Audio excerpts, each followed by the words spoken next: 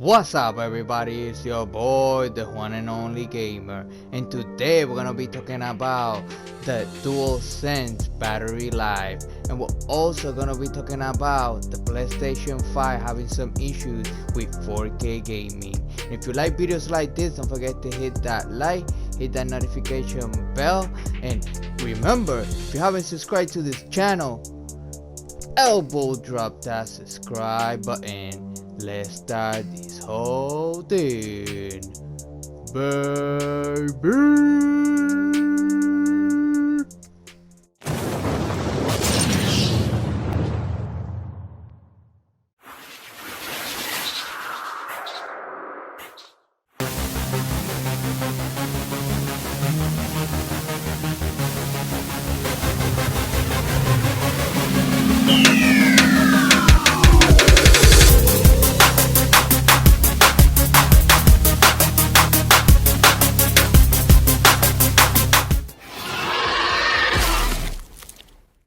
What's up everybody, once again with another video, and we're gonna start with the Dualsense battery life.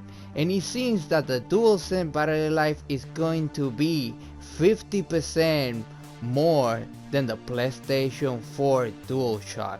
And all I have to say is that is great. One of the problems with the PlayStation 4 is the battery life in the controller. It doesn't last. It doesn't really last. One of the things that the Xbox has is that the controller actually lasts way longer than the PlayStation 4. One of the problems that I got when I'm playing with my friends is that every single time I'm like, oh, let's jump in a match or something, he's like, oh, let me just charge my controller for like 20 minutes. All the time. It doesn't end, man. And it really sucks, you know, having to like wait 20 minutes, or sometimes you have to just have your controller just plug all the time because that controller most of the time is dying. And it seems like this time the controller is gonna last way longer. The PS4 controller lasts about 6 hours or something like that, so now the PlayStation 5 is gonna last 3-4 hours more, so that gives it to around 10 hours, which is great. I think 10 hours is gonna be great for a playthrough. So guys, if you guys having trouble with your PlayStation DualShock and you're always constantly charging it, if you get a PlayStation 5, that controller will not die that fast like the PlayStation 4 DualShock. So that is great news for us hardcore gamers that wants to play, let's say, like 10 hours straight. So that is amazing news. And we're also gonna be talking about now about the PlayStation 5 having some issues with 4K gaming. And all I have to say about that is, like, I don't see the big deal about it. Why? I'm gonna tell you why. Because let's put it this way, the PlayStation 4 Pro does like 4K, but it's upscale, like checkerboard. That's what they call it, right? So in a lot of games, like in the Xbox One and the PlayStation 4, the base PlayStation 4, the PlayStation 4 can do games like 1080, and the Xbox One can, some of the games were like 900p or even 720, some of them. And to be honest, when you look one next to the other one, you don't really see the difference. When you sit down like 6 feet from your TV, are you really gonna look and see the difference? When I look at like PlayStation 4 versus the Xbox One X, and I see comparisons online like in YouTube, and you see one next to the other one, I don't really see the difference. It looks the same. It looks the same. You're not gonna be 3 feet and look into the TV with your eyes like, oh, look it, and you constantly moving around to the character. You're not like sitting down and standing there just to look. Ah, look how beautiful it looks. Like, I don't really see the point. Like, even checkerboard, like what they call it, right? And when you compare it to the Xbox One X, you can barely notice the difference. can barely notice the difference. I don't see the point. Even when you really think about it, like Assassin's Creed Valhalla that is gonna come out, there is already confirmed that in the Xbox Series X, it's gonna be 4K 30 frames. You know what I mean? So yeah, it's gonna be 4K, but it's gonna run at 30 frames. So it's not like a big upgrade when you really think about it. Most people probably will prefer checkerboarding 4K in 60 than through 4K in 30 frames, because that's what most people like. There's a lot of people on PC playing on 1080. As long as they can hit 60 frames or 120 frames, they don't even care about 4K. You know what I mean? So I don't see the big deal about this whole thing. And no matter what, a lot of those first party games are gonna run, I'm pretty sure, 4K 60. And if they don't run at 4K and it's checkerboard, it's no matter what, it's gonna be 60, maybe even higher than 60. You know what I mean? It's and I know we're talking about third-party games, yeah, and we're probably gonna see games on the Xbox Series X maybe running in higher resolutions. But is there really that much of a difference? Look at 4K and like the PlayStation 4 Pro versus the Xbox One X, and look at it. It looks the same. It's so minimum. Like you need to really be that close and looking like crazy, like to be able to notice the difference. If I don't put the top, I put PlayStation 4 Pro and Xbox One X, you might even get confused. You might even pick the Xbox One X and be like, oh, that's the Xbox One X, oh, this is the PlayStation 4 Pro, and it's the other way around. It's that's similar. So I don't see the big deal about it. And to be honest, it's all about the developers too, and the ability that they have in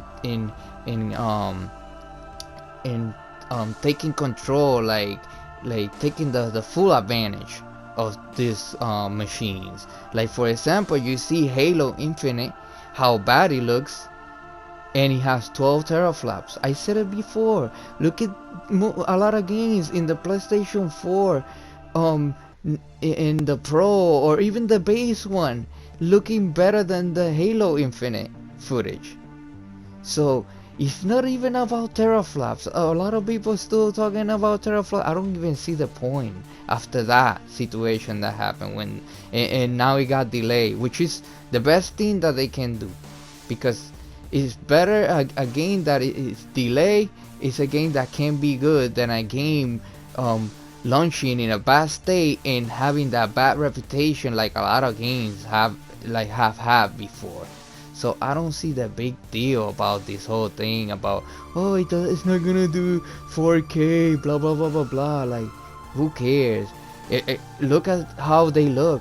Look at how the presentation they have shown already, and look at how nice and good the games look. So does it really matter? I don't see the point. I don't really see the point. And I see more problems, the Xbox Series X having more problems, because the situation of Halo being delayed. Like, what is the point right now of getting a Xbox One X? Tell me, to be honest. Like, think about it. It's not about me being a PlayStation fanboy, because I told you guys before, like, I don't even like fanboys. It's not even about that. I'm telling you guys. Look at the graphics in the Pro and the X. It's pretty much the same, and I'm pretty sure that these machines are, when it comes to third-party games, they're gonna look pretty much the same. And I'm pretty sure that even some games might even run better in the PlayStation 5. You know why? Like, if it's a open world game, because of the SSD, it might even be faster and run better on the PlayStation 5 than the Xbox Series X. I don't see the point to get a Xbox Series X right now. You know why? Because the only game that actually matters is delayed right now. What other game at launch you're gonna be playing on the Xbox Series X and spending $500, let's say, for the Xbox Series X? Why? What is the point? There's no other games. Even Halo Infinite, like, I was gonna just play it on Game Pass. I was gonna pay $1 and basically pay for $1. Even if, let's say, I couldn't get it for $1, then I was gonna pay $10. Play the game, beat the game. That's it. The end. Move on. There's no point.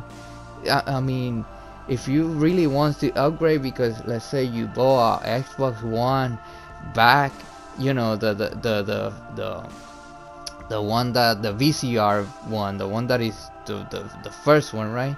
And you wanna upgrade because it's been that many years and it's time for you to you know, it's whatever people wants to get. I'm not gonna tell you, oh, don't get, what's the point of get a Xbox Series X, you know. Do whatever you want. Everybody out there that wants to buy a console, you pick whatever console you want. I'm just telling you basically my opinion about it. I don't see the point to get a Xbox One X. For that, just get a PC or a PlayStation 5. Why would I tell you, oh, get a PlayStation 5 and not tell you, oh, get a PC? Because of the exclusive games that are coming for the PlayStation 5. There's just too many games right now. You got Spider-Man Miles Morales coming and a bunch of other games coming that are exclusive to the PlayStation 5. That is the reason to buy a PlayStation 5. What is the reason to buy a Xbox Series X? Tell me down below in the comment section down below. Why? What is the point? To get, maybe, you know, if you tell me, oh, to play games at 30 frames more, yeah, that might be it, but it's gonna be pretty much the same in the PlayStation 5. There is no point right now, and all the games are gonna be working in your Xbox One if you own an Xbox One. I don't see the point to upgrading to the Xbox Series X at this point. For that, just wait until the console goes a little bit more cheaper. The PlayStation 5 is a different story because of the exclusive that only gonna be in the PlayStation 5. So I think that's it, guys. I make my whole point, and at the end of the day, you guys do whatever you want to do. I don't see the point. It's really hard for the Xbox right now. I think the Xbox is in a bad situation right now, in a bad, it's really hard. It's gonna be really hard for the Xbox to actually compete with the PlayStation 5. And guys, just tell me in the comment section down below what you guys think about this whole situation, about the PlayStation supposedly not being able to do 4K. But we already got a confirmation about Assassin's Creed Valhalla not even, you know, not running at 60 frames because it has to do 4K, you know, because they wanted to make the visuals nice. You know, do you rather have visuals at 4K and play at 30 frames, or you do rather play games checkerboard 4K, you know, upscale, whatever you want to call it, and 60 frames or maybe even higher frames, you know what I mean? That's my point, you know. Like, if you disagree, I want to see and tell me down below what you guys think. What you guys think about this whole situation? Are you kind of like, you know, disappointed that the PlayStation 5 supposedly won't be able to do 4K, which I do not believe it anyway, in a way. I don't believe it. I think this is a bunch of BS that people are trying to meet up, but hey, we'll see when the comes to come out. And so just let me know in the comment section what you guys think. And guys, if you like this video, don't forget to hit that like, hit that notification bell, and remember, if you haven't subscribed to this channel, elbow drop that subscribe button. Thank you guys for watching, and I see you guys on the next video. Later.